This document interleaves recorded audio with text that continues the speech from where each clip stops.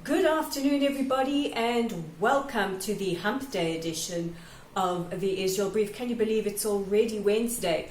I'm Rolene Marks, your host, with today's top stories.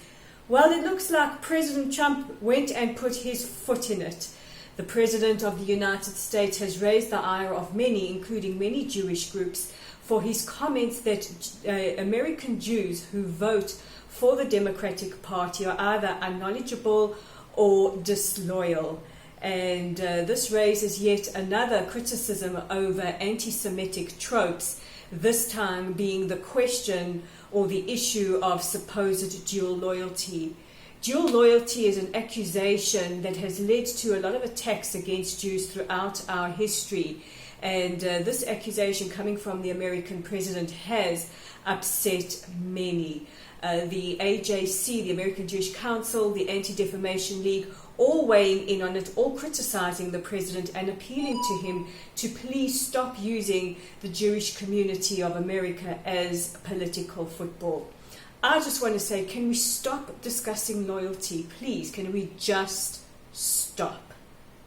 In other more positive news, an Israeli economic delegation visited Chad. Now, Chad is a majority Muslim country in Africa, and relations have kind of been non-existent for the last 50 years. This was until January this year, and the delegation who were there on the invitation of the president of Chad, Idris Deby, were there to discuss how Israel can assist in improving the economic situation for the African state. And they did an evaluation of areas such as education, of water management, of agriculture, because these are areas where Israel can really assist African countries. And it looks like relations between the two countries are moving in a positive direction. And Chad becomes yet another African country, also majority Muslim, who are opening their doors, and we are seeing increasingly warm ties between countries on the continent and the state of Israel, barring one, but we won't get into that.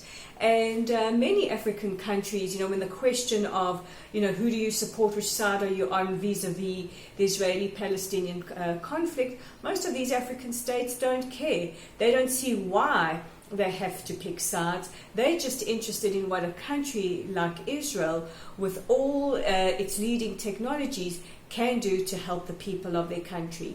Food for thought. Perhaps it's a philosophy more countries should figure out. And the controversy around the two American congresswomen who were barred from entering Israel last week, we all know who they are, Ilhan Omar, Rashida Tlaib, continues. This time, Frimet Roth, who is the mother of Malki Roth, took on Rashida Tlaib's comments about her mother and her grandmother being dehumanized at Israeli checkpoints. Frimet Roth reminded Congresswoman Tlaib that checkpoints are necessary in order to stop terror attacks, and that if a checkpoint had been in place in 2001, perhaps her 15-year-old daughter Malki would still be with us. Malki died when a terrorist came into Israel, or into Jerusalem, from the West Bank and detonated a 10-kilogram bomb.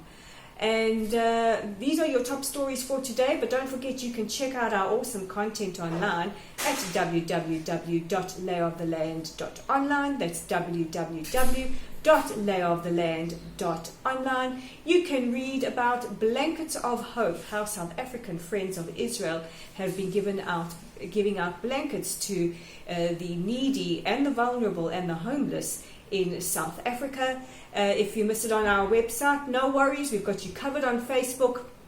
Like us, follow us, join our community at Lottle's site, and don't forget you can also subscribe to our YouTube channel.